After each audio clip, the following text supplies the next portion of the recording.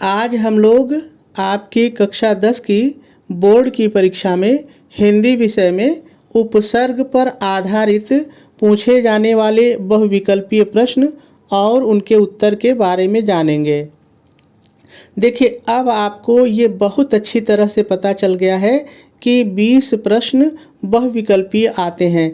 तो देखिए, वो जो 20 प्रश्न बहुविकल्पीय आते हैं उसमें रचना, रचनाकार, रचनाओं की विधा और जो हिंदी साहित्य का काल है, रस, छंद, अलंकार, उपसर्ग, प्रत्यय, जितना भी पाठ्यक्रम में है सभी जगह से बहुविकल्पीय प्रश्न बनाए जाएंगे और आपसे पूछे जाएंगे।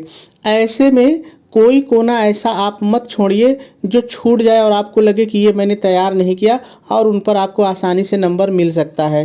तो देखिए, उपसर्ग से भी जो बहुविकल्पीय प्रश्न पूछे जाएंगे वो उपसर्ग पर भी आधारित होंगे। तो आप कोशिश कीजिए कि जितना ज़्यादा से ज़्यादा आप उपसर्ग तैयार कर सकते हैं तैयार कर लीजिए। और आपके पाठ्यक्रम में निश्चित है कि इन्हीं उपसर्गों से शब्द आएंगे, बहुत बड़ा नहीं है। तो आप यदि प्रयास करेंगे तो सीख सकते हैं। तो चलिए, यहाँ पर जो मैंने आपके लिए प्रश्न लाए हैं उनको हल करने की कोशिश करते हैं। तो देखिए, पहला प्रश्न है, अनादर में उपसर्ग है, यानी ये जो शब्द है अनादर, इसमें कौन सा उपसर्ग है। तो हम लोग इसका उत्तर जाने इसके पहले थोड़ा सा उपसर्ग होता क्या है उसको जान लीजिए। देखिए, उपसर्ग वे शब्दांश होते हैं जो किसी शब्द के पहले लगते हैं, किसी शब्द के पहले लगते हैं। उदाहरण के लिए जैसे मान लीजिए एक शब्द है मान, थोड़ी देर के लिए मान लीजिए एक शब्द है मान, अब इसके पहले हम अभी जोड़ रहे हैं, ठीक है, अभी जोड़ रहे हैं। तो देखिए, ये जो मान के पहले जो ये अब शब्द जुड़ा यही उपसर्ग होता है, ठीक है। तो मैं यही आपसे कह रहा हूँ कि जो शब्द किसी शब्द के पहले जुड़ता है वही शब्द उपसर्ग होता है, ठीक है। अब जैसे ये अनादर है, ये शब्द है अनादर, जरा सा समझ लीजिए। अनादर, ये अनादर शब्द दो शब्दों से मिलकर के बना है, ठीक है। अब इसमें जैसे हम लोग मान लीजिए इसको ऐसे दो भागों में बांटते हैं, तो इसमें जो पहले शब्द इस तरफ जो होगा वही उपसर्ग होगा, ठीक है। तो चलिए देखते हैं। पहला विकल्प है क अन, और ख है अ, ग है आ, और घ है अनु। तो देखिए, इसमें जो सही विकल्प होगा वो होगा अन। देखिए, जब अन में हम लोग आदर जोड़ देते हैं, आदर जोड़ देते हैं, तब हमको शब्द मिलता है अनादर, अनादर, ठीक है। तो आप जानते हैं भूलते क्या है, मैंने बहुत बार देखा है कि आप यही भूल जाते हैं कि उपसर्ग पहले जुड़ता है कि बाद में जुड़ता है। तो ध्यान रहे, उपसर्ग हमेशा पहले जुड़ता है, ठीक है, और प्रत्यय जो हमेशा बाद में यानी पीछे जुड़ता है। तो इसमें सही उत्तर होगा अन, ठीक है। चलिए अगले प्रश्न पर चलते हैं। अगला प्रश्न है सम्मान। ये शब्द है सम्मान में उपसर्ग है, यानी सम्मान में कौन सा उपसर्ग है। तो देखिए, विकल्प क है स, विकल्प ख है सम, और विकल्प ग है सम, और विकल्प घ है स। तो देखिए, इसमें जो सही विकल्प होगा सम्मान में जो उपसर्ग है वो है सम, ठीक है। तो विकल्प ख इसमें सही है। आगे चलिए देखते हैं। अगला शब्द है अभ्यागत में उपसर्ग है, यानी अभ्यागत में कौन सा उपसर्ग है। अ या आ या अभी या अप।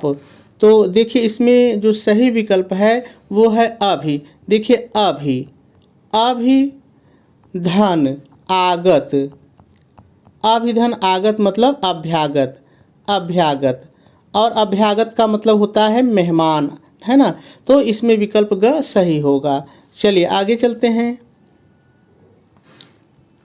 अगला प्रश्न है संयोग में उपसर्ग है, यानी संयोग में कौन सा उपसर्ग है।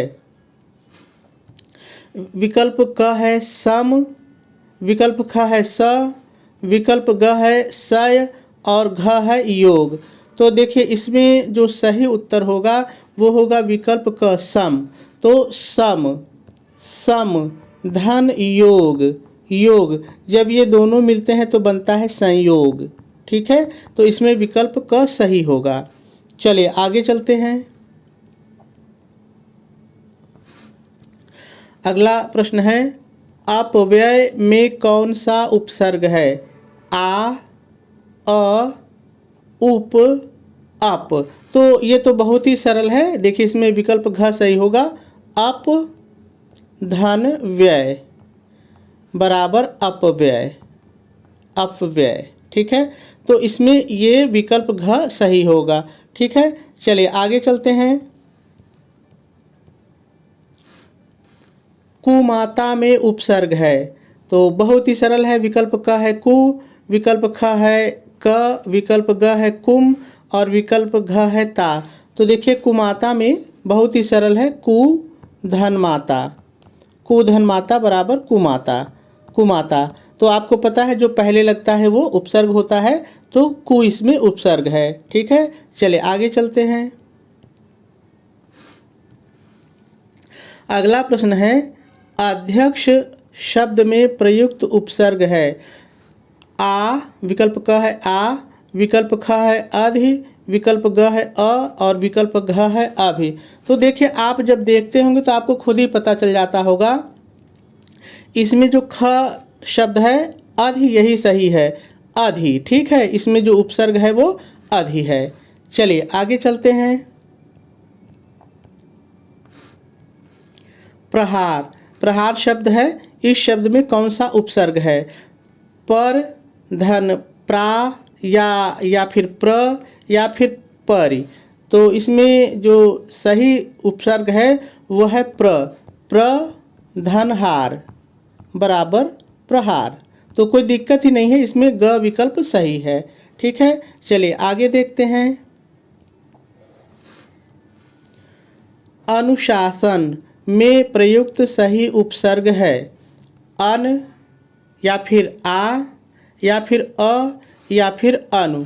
तो ये भी आप देखते ही जान गए होंगे। देखिए अनु, अनु धन शासन बराबर अनुशासन, अनुशासन। ठीक है, तो आप देख रहे हैं कि यहाँ पे जो शासन के पहले जुड़ा है अनु, तो अनु यही उपसर्ग होगा। तो अपने आप आपको पता चल रहा है कि इसमें विकल्प घ सही होगा। ठीक है, चलिए आगे चलते हैं। अगला प्रश्न है, उपेक्षा में सही उपसर्ग होगा, यानी जो उपेक्षा शब्द है इसमें सही उपसर्ग क्या होगा? विकल्प क है अ, विकल्प ख है आ, विकल्प ग है अप और विकल्प घ है उप। तो देखिए इसमें जो सही विकल्प है, जो सही उत्तर है वो है उप, उप, उप धन इक्षा, उपेक्षा। ठीक है, तो आप देख रहे हैं कि इसमें उप जुड़ रहा है, तो उप इसमें सही विकल्प होगा। तो ये कुछ प्रश्न थे उपसर्ग पर आधारित। इनके माध्यम से मैं आपको बस इतना बताना चाहता था कि उपसर्ग से भी संबंधित आपके बहुविकल्पीय प्रश्न होंगे, तो आप इनको भी जितना ज़्यादा से ज़्यादा हो तैयार कर लीजिए। और इनको तैयार करने में केवल एक दिन आपको लगेगा। एक बार यदि आप अच्छे से देख लेंगे तो सारे उपसर्ग तैयार हो जाएंगे, क्योंकि लिमिट शब्द दिए गए हैं आपके पाठ्यक्रम में। ठीक है, तो आप इसको अच्छी तरीके से तैयार कर लीजिएगा।